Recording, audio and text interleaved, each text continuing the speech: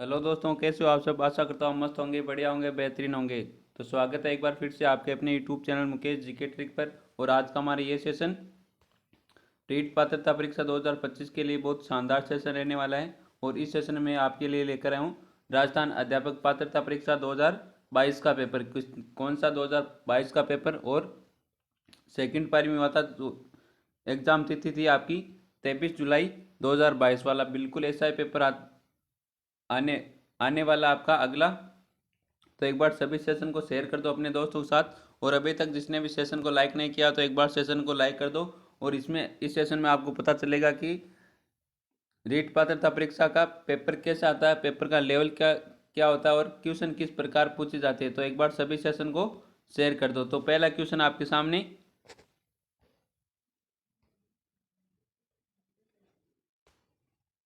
विकास का कौन सा आयाम नोम चोम्स्की के सिद्धांतों से प्रभावित हुआ। तो ऑप्शन आपके सामने भाषा विकास, नैतिक विकास, सामयिक विकास, संज्ञानात्मक विकास। तो इनमें से कौन सा आंसर करेक्ट आंसर रहने वाला, बताओ एक बार सभी कमेंट में। कौन सा आंसर बिल्कुल करेक्ट आंसर है यहाँ पर।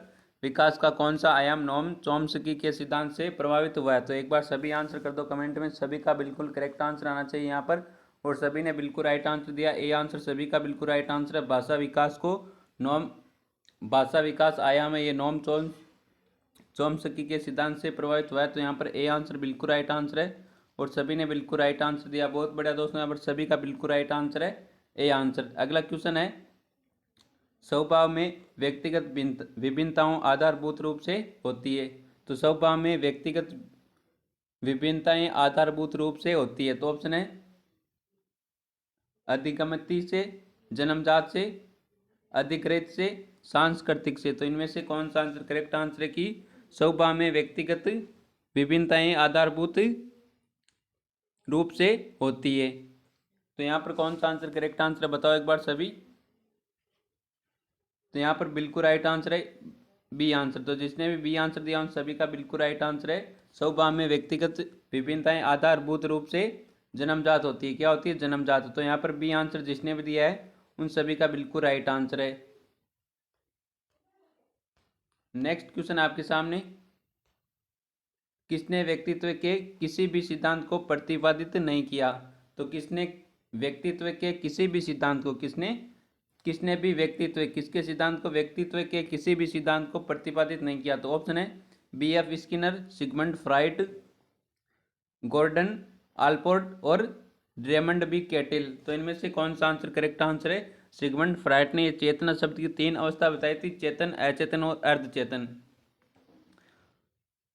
तो यहाँ पर कौन सा आंसर करेक्ट आंसर है कि किसने व्यक्तित्व के किसी भी सिद्धांत को प्रतिपादित नहीं किया। तो बताओ एक बार सभी यहाँ पर कौन सा आंसर करेक्ट आंसर रहने वाला है। तो यहाँ पर सभी ने बिल्कुल राइट आंसर दिया। ए आंसर बिल्कुल राइट आंसर है, ए आंसर सभी का। तो यहाँ पर कौन सा आंसर, ए आंसर बिल्कुल राइट आंसर है कि बी एफ स्किनर ने व्यक्तित्व के किसी भी सिद्धांत को प्रतिपादित नहीं किया। तो यहाँ पर ए आंसर बिल्कुल राइट आंसर है। जिसने भी ए आंसर दिया उन सभी का बिल्कुल राइट आंसर है। बिल्कुल ऐसा ही क्वेश्चन आपके एग्जाम में आने वाला है। बिल्कुल ऐसे ही क्वेश्चन और क्वेश्चनों का लेवल सेम रहने वाला है। तो एक बार सभी सेशन को लाइक कर दो। अभी तक जिसने भी सेशन को लाइक नहीं किया हो वो एक बार सेशन को लाइक जरूर कर दे। अगला क्वेश्चन है, हेनरी ए मूरे तथा क्रिस्टियाना डी मार्गन द्वारा कौन सा प्रशिक्षण निर्मित किया गया है। तो ऑप्शन है वाक्य पूर्ति प्रशिक्षण, 16 व्यक्तित्व आयाम, कथानक संप्रत्यक्षण परीक्षण और त्रिकुंडा परीक्षण। तो इनमें से कौन सा आंसर राइट आंसर है, बताओ एक बार सभी। पीडीएफ आप सभी को मिल जाएगी भाई, पीडीएफ मिलेगी। हमारा टेलीग्राम चैनल है मुकेश जीके ट्रिक के नाम से, मुकेश जीके ट्रिक के नाम से टेलीग्राम चैनल है। उसमें सभी क्लासों की पीडीएफ मिल जाएगी। और रीट पात्रता परीक्षा 2025 के लिए लेवल 2 और लेवल 1 के लिए सभी पिछले सालों के पेपर आपको मिल जाएंगे Telegram channel Mukesh GK trick पर। और टेलीग्राम की लिंक मिलेगी आपको हमारे यूट्यूब चैनल के बायो में। पहले आपको हमारे यूट्यूब चैनल को सब्सक्राइब करना होगा, फिर यूट्यूब चैनल के बायो में जाकर वहाँ पर टेलीग्राम की लिंक दे रखी है, उस लिंक पर आपको टैप करके टेलीग्राम में ज्वाइन हो जाना है, जिसमें सभी क्लासों की पीडीएफ में मिल जाएगी और सभी विषय के आपको हस्तलिखित नोट्स मिलेंगे। और रीट के लिए लेवल 1 और लेवल 2 के लिए दोनों के लिए पिछले सालों के पेपर आपको मिल जाएंगे बिल्कुल फ्री। केवल और केवल आपको Telegram channel Mukesh GK trick को ज्वाइन करना होगा। तो इस क्वेश्चन का आंसर क्या आंसर राइट आंसर रहने वाला, बताओ एक बार सभी। तो यहाँ पर सभी ने बिल्कुल राइट आंसर दिया। सी आंसर बिल्कुल राइट आंसर है सभी का। तो यहाँ पर सी आंसर बिल्कुल राइट आंसर है, कथानक संप्रत्यक्षण परीक्षण। तो हेनरी ए मूरे तथा क्रिस्टियानो डी मॉर्गन द्वारा कौन सा प्रशिक्षण निर्मित किया गया है? कथानक संप्रत्यक्षण परीक्षण। तो यहाँ पर सी आंसर बिल्कुल राइट आंसर दिया सभी ने। बहुत बढ़िया दोस्तों, यहाँ पर सभी का बिल्कुल राइट आंसर है सी आंसर। नेक्स्ट क्वेश्चन है, बहुत शानदार क्वेश्चन है, बेहतरीन क्वेश्चन है। क्वेश्चन क्या कहता है? एक बालक की वर्दी से कौन सा कारक संबंधित नहीं है? तो एक बालक की वर्दी होती है, उसमें से कौन सा कारक है वो संबंधित नहीं है? तो ऑप्शन है पोषण, स्वास्थ्य, निद्रा और अधिवास। तो एक बालक की वर्दी से कौन सा कारक है संबंधित नहीं है? तो पोषण से बालक की वर्दी होती है, क्या होती है? वर्दी। स्वास्थ्य अच्छा है तो बालक की वर्दी होगी, और निद्रा भी आती है तो उसको वर्दी होगी। अधिवास है, ये बिल्कुल संबंधित नहीं है। तो यहाँ पर डी आंसर बिल्कुल राइट आंसर है। जिसने भी डी आंसर दिया उन सभी का बिल्कुल राइट आंसर है। एक बालक की वर्दी से कौन सा कारक संबंधित नहीं है? अधिवास है, ये कारक संबंधित नहीं है। तो यहाँ पर डी आंसर जिसने भी दिया उन सभी का बिल्कुल राइट आंसर है। तो एक बार सभी अपने दोस्तों के साथ शेयर कर दो सेशन को, और अभी तक लाइक नहीं किया सेशन को वो एक बार सेशन को लाइक जरूर कर दे। और आपको लास्ट में कमेंट में ज़रूर बताना कि आपने कितने क्वेश्चन सही किए, इनमें से कितने क्वेश्चन सही किए। आपको बताना है 150 क्वेश्चन का पेपर होता है आपका, इनमें से आपने कितने क्वेश्चन सही किए, इस सेशन से आपने कितने क्वेश्चन सही किए, ये आपको कमेंट बताना है। और सेशन पसंद आया हो तो सेशन को एक बार लाइक जरूर कर दे। अगला क्वेश्चन क्या कहता है? कौन सा परीक्षण बुद्धिमत्ता का सांस्कृतिक मुक्त है वाचिक परीक्षण है? तो कौन सा परीक्षण बुद्धिमत्ता का सांस्कृतिक मुक्त है वाचिक परीक्षण है? तो ऑप्शन है बुद्धिमत्ता का समूह परीक्षण, वेसलर वेस्क बुद्धिमत्ता मापनी, भाटिया बैटरी, स्टैंडर्ड प्रोग्रेसिव मैट्रिज। तो इनमें से कौन सा आंसर राइट आंसर रहने वाला बताओ एक बार सभी। और लास्ट में आपको कमेंट में ज़रूर बताना है कि आज का ये सेशन आपको कैसा लगा, सभी को बताना है कमेंट में। तो यहाँ पर कौन सा आंसर करेक्ट आंसर है बताओ एक बार सभी। और यहाँ पर जिसने भी डी आंसर दिया उन सभी का बिल्कुल राइट आंसर है, स्टैंडर्ड प्रोग्रेसिव मैट्रिज। ये परीक्षण है बुद्धिमत्ता का सांस्कृतिक मुक्त है वाचिक परीक्षण है। तो यहाँ पर डी आंसर बिल्कुल राइट आंसर है। जिसने भी डी आंसर दिया उन सभी का बिल्कुल राइट आंसर है। हाँ 23 जुलाई 2022 को यही पेपर आया था सेकंड शिफ्ट में। कौन से शिफ्ट में? सेकंड शिफ्ट में पेपर बिल्कुल सेम पेपर है, वही है बिल्कुल वैसा वैसा ही। हाँ PDF आपको मिल जाएगी टेलीग्राम चैनल मुकेश जी के ट्रिक पर। तो अगला क्वेश्चन क्या कहता है? बहुआयामी बुद्धिमत्ताओं के गार्डनर के सिद्धांत में कौन सी बुद्धिमत्ता सम्मिलित नहीं है? तो बहुआयामी बुद्धिमत्ताओं के गार्डनर के सिद्धांत में कौन सी बुद्धिमत्ता सम्मिलित नहीं है? तो ऑप्शन है अंतःवैश व्यक्तित्व, प्राकृतिक, सावैंगिक और अस्तित्वकारी। तो इनमें से कौन सा आंसर राइट आंसर है बताओ एक बार सभी। बिल्कुल राइट आंसर आना चाहिए सभी का। तो आंसर आप सभी कर दिया करो कमेंट में, बिल्कुल राइट आंसर आना चाहिए सभी का। और बिल्कुल राइट आंसर आ रहा है भाई सभी का, बहुत बढ़िया दोस्तों। सी आंसर बिल्कुल राइट आंसर दिया सभी का, बिल्कुल सी आंसर आ रहा है भाई राइट आंसर। तो सावैंगिक बहुआयामी बुद्धिमत्ताओं के गार्डनर के सिद्धांत में कौन सी बुद्धिमत्ता सम्मिलित नहीं है? तो सावैंगिक है, ये बुद्धिमत्ता सम्मिलित नहीं है। तो यहाँ पर सी आंसर बिल्कुल राइट आंसर दिया सभी ने, बहुत बढ़िया दोस्तों। सभी का बिल्कुल राइट आंसर है सी आंसर। अगला क्वेश्चन है रचनात्मक चिंतन के कौन से प्रकार से संबंधित है? तो रचनात्मक चिंतन के कौन से प्रकार से संबंधित है? ऑप्शन है अत्यधिक चिंतन, अधिचिंतन, विमर्शी चिंतन और अपसारी चिंतन। तो इनमें से राइट आंसर बताओ एक बार सभी, कौन सा आंसर करेक्ट आंसर है? रचनात्मकता चिंतन के कौन से प्रकार से संबंधित है? तो ये अपसारी चिंतन से संबंधित है। किससे? अपसारी चिंतन से। तो यहाँ पर डी आंसर जिसने भी दिया उन सभी का बिल्कुल राइट आंसर रहने वाला है। नेक्स्ट क्वेश्चन आपके सामने, मानसिक विमंदित पद को किस पद के साथ प्रतिस्थापित किया गया है? तो मानसिक विमंदित पद को किस पद के साथ प्रतिस्थापित किया गया है? तो ऑप्शन है बौद्धिक अयोग्यता, मानसिक कमजोरी, बौद्धिक पिछड़ापन और बौद्धिक प्रतिकूलता। तो यहाँ पर कौन सा आंसर राइट आंसर रहने वाला बताओ एक बार सभी। कौन सा आंसर यहाँ पर राइट आंसर रहने वाला? बिल्कुल राइट आंसर आ रहा है भाई यहाँ पर ए आंसर बिल्कुल राइट आंसर आ रहा है बौद्धिक अयोग्यता। क्या बौद्धिक अयोग्यता है? ये मानसिक विमंदित पद को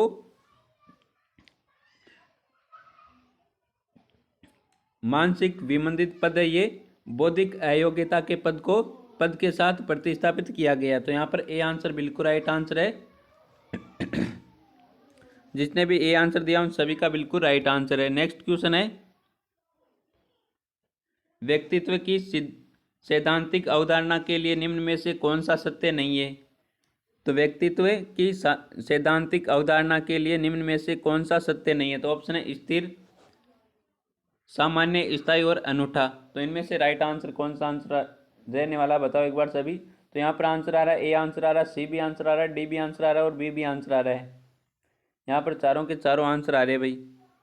तो यहाँ पर कौन सा आंसर करेक्ट आंसर रहने वाला? तो यहाँ पर जिसने भी बी आंसर दिया उन सभी का बिल्कुल राइट आंसर है सामान्य। कौन सा बी आंसर जिसने भी दिया उन सभी का बिल्कुल राइट आंसर है व्यक्तित्व की सैद्धांतिक अवधारणा के लिए निम्न में से कौन सा सत्य नहीं है? सामान्य। तो यहाँ पर बी आंसर बिल्कुल राइट आंसर है। नेक्स्ट क्वेश्चन है, बहुत शानदार क्वेश्चन है, पढ़ने से संबंधित अधिगम अक्षमता को कहा जाता है। तो पढ़ने से संबंधित अधिगम अक्षमता होती है उसको क्या बोला जाता है? तो अधिगम का क्या अर्थ होता है? सीखना। क्या होता है? अधिगम को सीखने को मनोवैज्ञानिक भाषा में अधिगम कहा जाता है। तो यहाँ पर अधिगम का क्या अर्थ होता है? सीखना।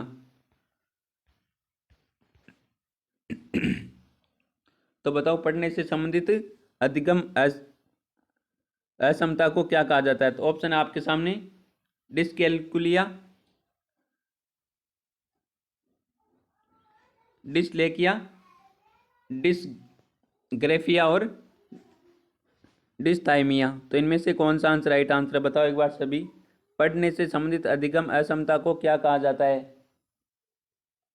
तो उसे क्या कहा जाता है? डिसलेकिया कहा जाता है। डिसलेकिया क्या डिसलेक्सिया कहा जाता है। तो यहाँ पर कौन सा बी आंसर बिल्कुल राइट आंसर है। पढ़ने से संबंधित अधिगम अक्षमता को क्या कहा जाता है? डिसलेक्सिया कहा जाता है। तो यहाँ पर बी आंसर बिल्कुल राइट आंसर है। जिसने भी बी आंसर दिया उन सभी का बिल्कुल राइट आंसर है। नेक्स्ट क्वेश्चन आपके सामने, न्यूनतम आधारभूत सुविधाओं से वंचित बालकों को निम्न रूप में वर्गीकृत किया जाता है। तो न्यूनतम आधारभूत सुविधाओं से वंचित बालकों को निम्न रूप में वर्गीकृत किया जाता है। तो ऑप्शन है अपराधी बालक, विशिष्ट बालक, प्रतिकूल, प्रतिग्रस्त बालक और पिछड़े बालक। तो यहाँ पर कौन सा आंसर करेक्ट आंसर है? बहुत शानदार सा क्वेश्चन है। तो न्यूनतम आधारभूत सुविधाओं से वंचित बालकों को निम्न रूप में वर्गीकृत किया जाता है। तो अपराधी बालक ये तो बिल्कुल भी नहीं होगा, और विशिष्ट बालक, तो विशिष्ट बालक नहीं होगा। तो इनमें से बताओ सी और डी में से। और यहाँ पर कईयों का आ रहा है डी आंसर और कईयों का आ रहा है सी आंसर। तो प्रतिकूल परिस्थितिग्रस्त बालक होता है। सी आंसर बिल्कुल राइट आंसर है। न्यूनतम आधारभूत सुविधाओं से वंचित बालकों को निम्न रूप में वर्गीकृत किया जाता है। वो कौन सा वर्गीकृत रूप है? वो है प्रतिकूल परिस्थितिग्रस्त बालक। प्रतिकूल परिस्थितिग्रस्त बालक। तो यहाँ पर सी आंसर बिल्कुल राइट आंसर है। जिसने भी सी आंसर दिया है उन सभी का बिल्कुल राइट आंसर है। नेक्स्ट क्वेश्चन आपके सामने,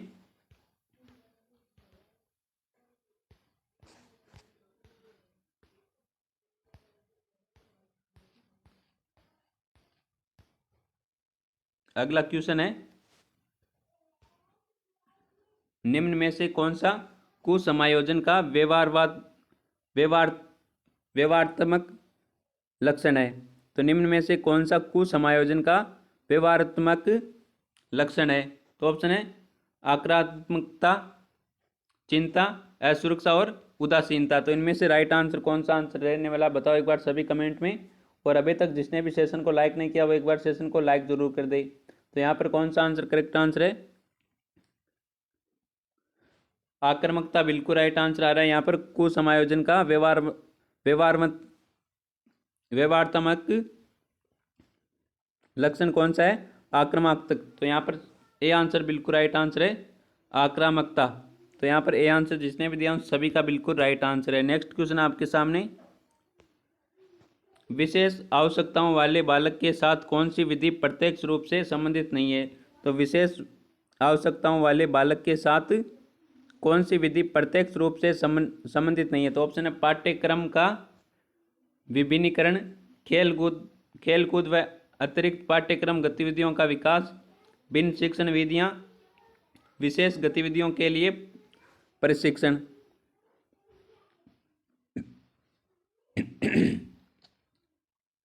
तो बताओ यहाँ पर कौन सा आंसर करेक्ट आंसर रहने वाला? क्वेश्चन क्या है? विशेष आवश्यकताओं वाले बालक के साथ कौन सी विधि प्रत्यक्ष रूप से संबंधित नहीं है? तो किसी विशेष आवश्यकताओं वाले बालकों के साथ, इसको पकड़ो आप कि विशेष आवश्यकताओं वाले बालक के साथ कौन सी विधि प्रत्यक्ष रूप से संबंधित नहीं है? तो बताओ यहाँ पर कौन सा आंसर करेक्ट आंसर है? तो यहाँ पर जिसने भी बी आंसर दिया उन सभी का बिल्कुल राइट आंसर है। खेलकूद व अतिरिक्त पाठ्यक्रम गतिविधियों का विकास है ये आवश्यकता वाले बालक के साथ प्रत्यक्ष रूप से संबंधित नहीं है। तो यहाँ पर बी आंसर बिल्कुल राइट आंसर। कौन सा? बी आंसर जिसने भी दिया उन सभी का बिल्कुल राइट आंसर है। नेक्स्ट क्वेश्चन आपके सामने, इनाम पावलोव द्वारा प्रतिपादित शास्त्रीय अनुबंधन सिद्धांत अधिगम को निम्न में के द्वारा समझाता है।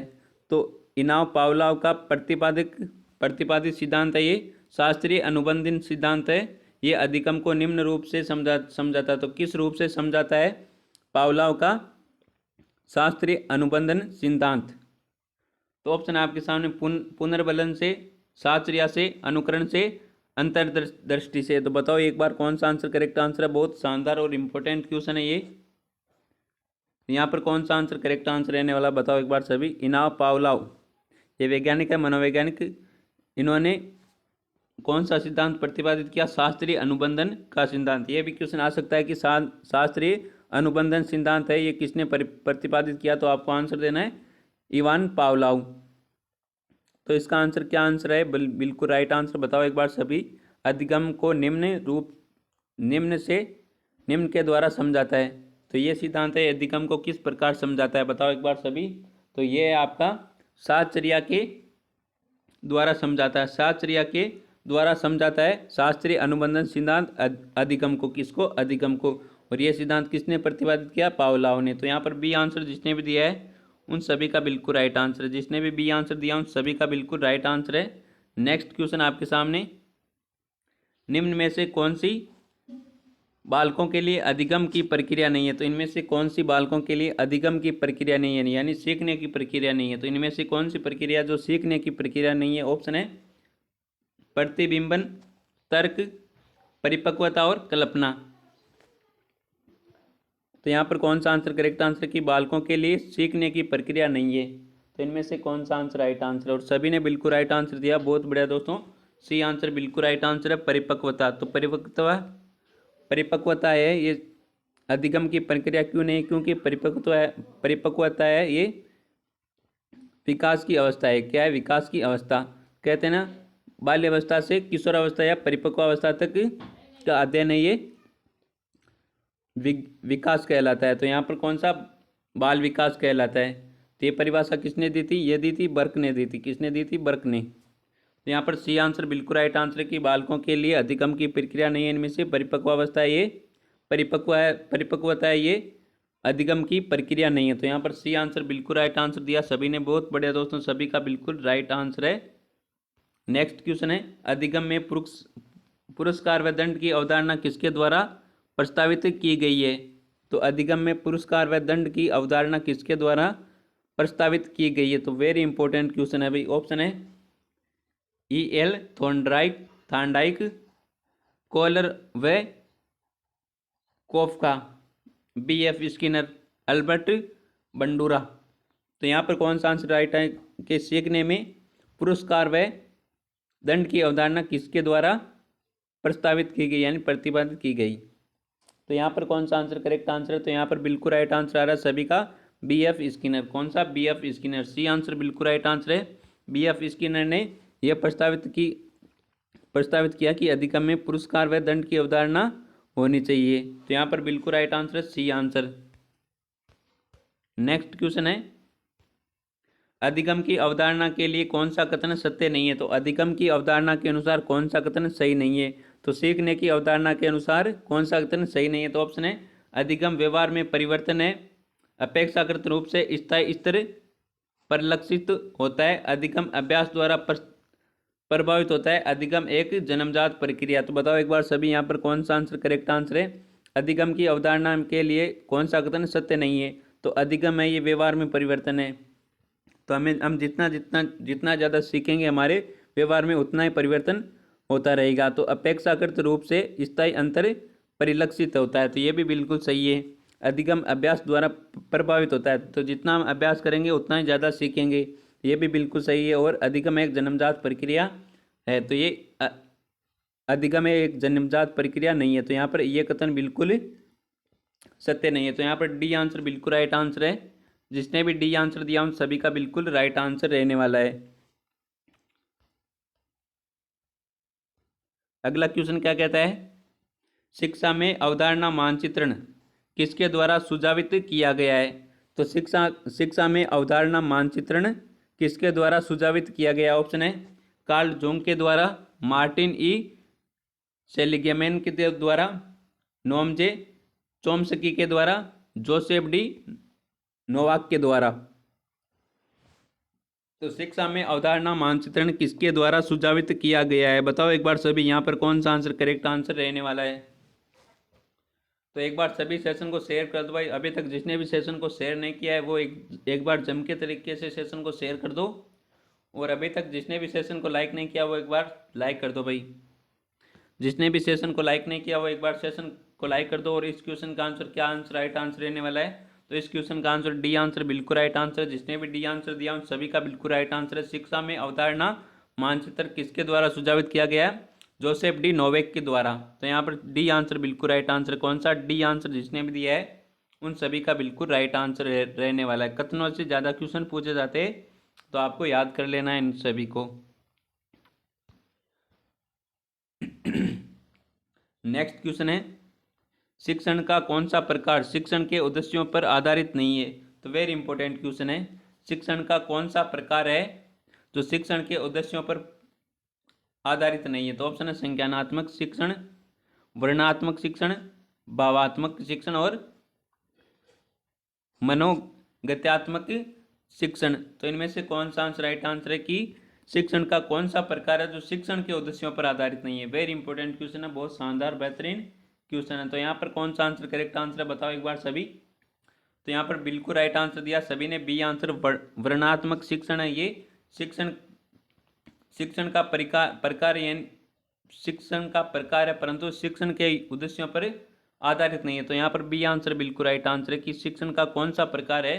तो शिक्षण का वर्णनात्मक प्रकार है, वर्णनात्मक शिक्षण है, ये शिक्षण के उद्देश्यों पर आधारित नहीं है। तो यहाँ पर बी आंसर बिल्कुल राइट आंसर और सभी ने बिल्कुल राइट आंसर दिया। बहुत बड़े दोस्तों, सभी का बिल्कुल राइट आंसर है यहाँ पर बी आंसर।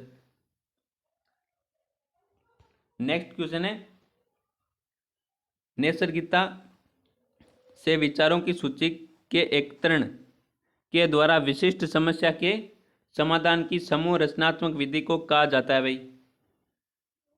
नैसर्गिकता से विचारों की सूची के एकत्रण के द्वारा विशिष्ट समस्या के समाधान की समूह रचनात्मक विधि को क्या कहा जाता है? वेरी इंपॉर्टेंट क्वेश्चन है। तो ऑप्शन आपके सामने मस्तिष्क विप्लवन युक्ति, स्वामित्व अधिगम युक्ति, समस्या समाधान युक्ति और अन्वेषण विधि, अन्वेषण युक्ति। तो यहाँ पर कौन सा आंसर करेक्ट आंसर है? बताओ एक बार सभी। और यहाँ पर जिसने भी ए आंसर दिया उन सभी का बिल्कुल राइट आंसर है मस्तिष्क विप्लव युक्ति। तो यहाँ पर ए आंसर बिल्कुल राइट आंसर। बिल्कुल ऐसा ही क्वेश्चन आता है आपके एग्जाम में, सेम क्वेश्चन आने वाले इस बार भी। और वो शिक्षा नीति है वो जोड़ दी गई है, उसका भी आपको ध्यान रख लेना है। और वो जो भी नए सेशन जो भी रीड के सिलेबस में बदलाव हुए वो आपको टेलीग्राम पर मिल जाएंगे भाई। तो एक बार सभी टेलीग्राम को ज्वाइन जरूर कर लेना। नेक्स्ट क्वेश्चन है कक्षा अधिगम में प्रेरण की भूमिका किस प्रक्रिया के प्रत्यक्ष रूप से संबंधित नहीं है? तो कक्षा अधिगम में प्रेरण की भूमिका किस प्रक्रिया से प्रत्यक्ष रूप से संबंधित नहीं है? तो ऑप्शन है प्रगति तथा परिणाम का ज्ञान, अंतःव्यक्तित्व समायोजन, प्रशंसा तथा आलोचना और आकांक्षा स्तर। तो क्वेश्चन क्या कहता है कि अधिगम में अभिप्रेरण की भूमिका किस प्रक्रिया से प्रत्यक्ष रूप से संबंधित नहीं है। तो बताओ यहाँ पर कौन सा आंसर करेक्ट आंसर है, बताओ एक बार सभी, कौन सा आंसर यहाँ पर राइट आंसर रहने वाला। तो यहाँ पर व्यक्तिक समायोजन, अंतर्व्यक्तिक समायोजन है ये।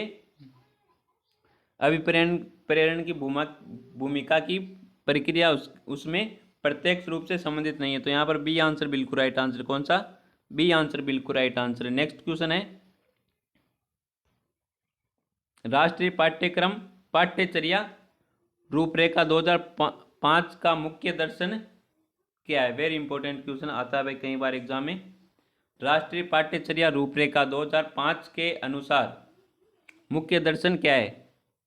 तो ऑप्शन है व्यावसायिक कुशलताएं सीखना, बिना बोझ के सीखना, सह शैक्षणिक गतिविधियों को सिखाना और सतत एवं व्यापक मूल्यांकन। तो राष्ट्रीय पाठ्यचर्या होती है, पाठ्यचर्या की रूपरेखा है 2005 के अनुसार मुख्य दर्शन क्या है उसका। पाठ्यचर्या रूपरेखा 2005 का मुख्य दर्शन क्या है, बताओ एक बार सभी। और यहाँ पर आंसर आ रहा है, बी आंसर आ रहा है, डी भी आंसर आ रहा है और ए भी आंसर आ रहा है। तो जिसने भी बी आंसर दिया है, बिना बोझ के सीखना, ये बिल्कुल राइट आंसर है। राष्ट्रीय पाठ्यचर्या रूपरेखा 2005 का मुख्य दर्शन क्या है, बिना बोझ के सीखना। क्या है, बिना बोझ के सीखना। तो बी आंसर यहाँ पर बिल्कुल राइट आंसर है। जिसने भी बी आंसर दिया है उन सभी का बिल्कुल राइट आंसर रहने वाला है। अगला क्वेश्चन क्या कहता है,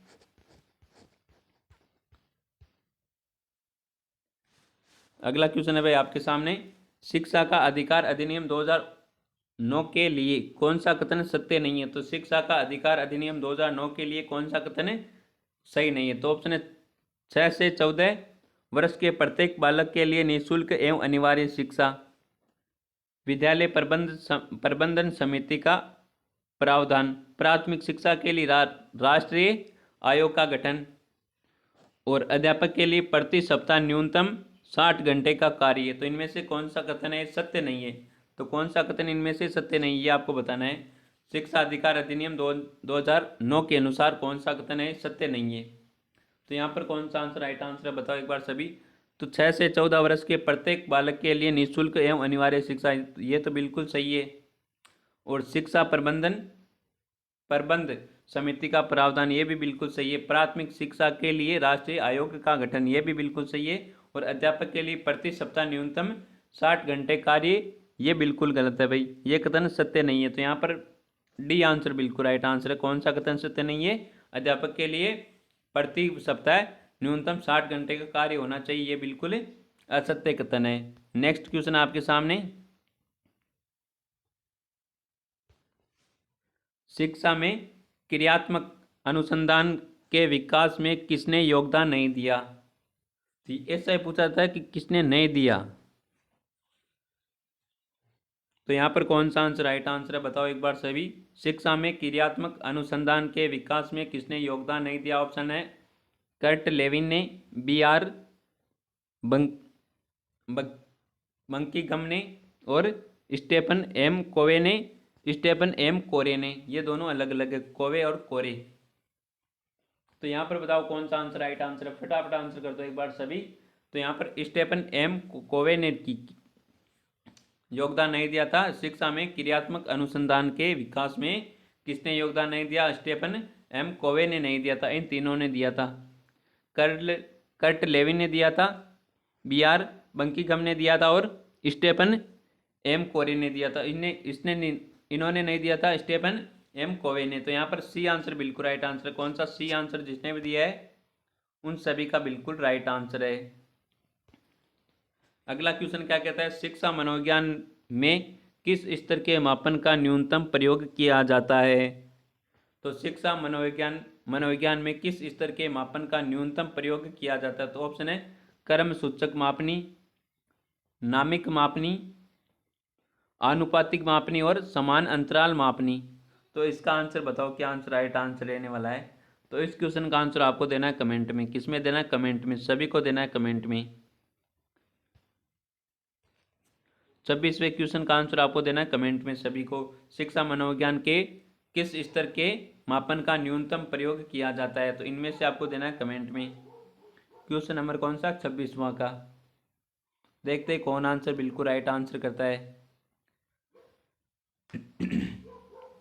नेक्स्ट क्वेश्चन है, निम्न मनोवैज्ञानिकों में से कौन बाल विकास के सिद्धांत से संबंधित नहीं? तो मैंने कहा ना, नहीं से पूछा जाता है क्वेश्चन ज्यादातर। तो मनोवैज्ञानिक कौन से मनोवैज्ञानिकों में से बाल विकास के सिद्धांत से संबंधित नहीं है? तो जीन पियाजे, अब्राहम मोस्लो और बंडूरा और लेव वायोत्स्की, इनमें से कौन सा आंसर राइट आंसर बताओ एक बार सभी। बंडूरा, ए का बंडूरा, सी में कर लो बंडूरा।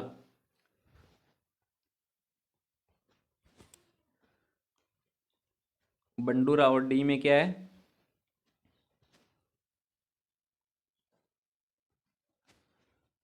वायोत्स्की, वायोत्स्की। तो इनमें से राइट आंसर बताओ एक बार सभी। विकास के सिद्धांतों में से संबंधित नहीं है, बाल विकास के सिद्धांतों में से संबंधित नहीं है। तो जीन पियाजे, ये बिल्कुल राइट आंसर है, ये तो बाल विकास के सिद्धांतों में सम्मिलित है। अब्राहम मोस्लो, ये भी है अब्राहम मोस्लो, ये है क्या? ये नहीं है भाई। तो यहाँ पर बी आंसर बिल्कुल राइट आंसर बंडूरा और पायोत्स्की है। और जीन पियाजे, तीन है बाल विकास के सिद्धांत से संबंधित अब्राहम मास्लो, ये नहीं है। तो यहाँ पर बी आंसर बिल्कुल राइट आंसर है। कौन सा? B answer. जिसने भी दिया उन सभी का बिल्कुल राइट आंसर रहने वाला है। नेक्स्ट क्वेश्चन है भाई,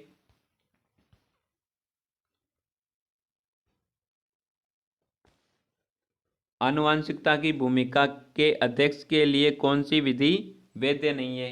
अध्ययन के लिए। तो आनुवांशिकता की भूमिका के अध्ययन के लिए कौन सी विधि वैध नहीं है, यानी कौन सी विधि वैध नहीं है? तो ऑप्शन है जुड़वां बच्चे का अध्ययन, अभिभावक बाल विश्लेषण, बालक विश्लेषण, दंतक ग्रहण अध्ययन और समवयस्क समूह अध्ययन। तो आनुवांशिकता की भूमिका के लिए कौन सा अध्ययन वैध नहीं है? तो ऑप्शन है जुड़वां बच्चे का अध्ययन, अभिभावक बालक विश्लेषण, दंतक ग्रहण अध्ययन और समवयस्क समूह अध्ययन। तो इनमें से कौन सा आंसर राइट आंसर बताओ एक बार सभी। तो यहाँ पर समवयस्क समूह अध्ययन है, ये वैध नहीं है भाई। किसमें? आनुवांशिकता की भूमिका के अध्ययन के लिए समवयस्क समूह का अध्ययन है, ये वैध नहीं। तो यहाँ पर डी आंसर बिल्कुल राइट आंसर है। कौन सा? डी आंसर बिल्कुल राइट आंसर है। नेक्स्ट क्वेश्चन है, एक व्यक्ति की दिखाई देने वाली दैहिक तथा मनोवैज्ञानिक विशेषताओं को किसके रूप में परिभाषित किया जाता है? तो वेरी इंपॉर्टेंट क्वेश्चन है ये भी। तो एक व्यक्ति की दिखाई देने वाली दैहिक तथा मनोवैज्ञानिक विशेषताओं को किसके रूप में परिभाषित किया जाता है? तो ऑप्शन है प्रोटोटाइप, कायरोटाइप, फिनोटाइप और जीनोटाइप। तो बताओ यहाँ पर कौन सा आंसर राइट आंसर है कि एक व्यक्ति की दिखाई देने वाली दैहिक तथा मनोवैज्ञानिक विशेषताओं को किसके रूप में परिभाषित किया जाता है? तो बताओ एक बार सभी, फटाफट आंसर कर दो एक बार सभी। और बिल्कुल राइट आंसर दिया सभी ने फिनोटाइप। कौन सा बिल्कुल राइट आंसर दिया? फिनोटाइप बिल्कुल राइट आंसर, सी आंसर। बहुत बढ़िया दोस्तों, सभी ने बिल्कुल राइट आंसर दिया है। लाजवाब, क्या बात है, सभी ने बिल्कुल राइट आंसर दिया कि एक व्यक्ति की दिखाई देने वाली दैहिक तथा मनोवैज्ञानिक विशेषताओं को फिनोटाइप के रूप में परिभाषित किया जाता है। किसके रूप में? फिनोटाइप के रूप में परिभाषित किया जाता है। सी आंसर करेक्ट आंसर है यहाँ पर। नेक्स्ट क्वेश्चन, और आज का हमारा ये अंतिम, आज के सेशन का हमारा अंतिम क्वेश्चन रहने वाला ये। और हिंदी के और सभी जो सब्जेक्ट बचे हैं उनका भी सेशन आपको जरूर लगाया जाएगा पिछले सालों के पेपर के। तो यहाँ पर क्वेश्चन क्या कहता है, किस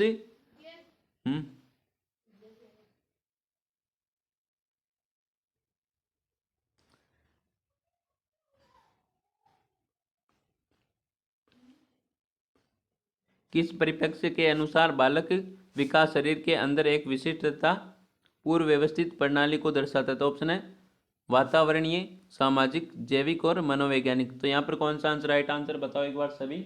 और जिसने भी सही आंसर दिया उन सभी का बिल्कुल राइट आंसर है।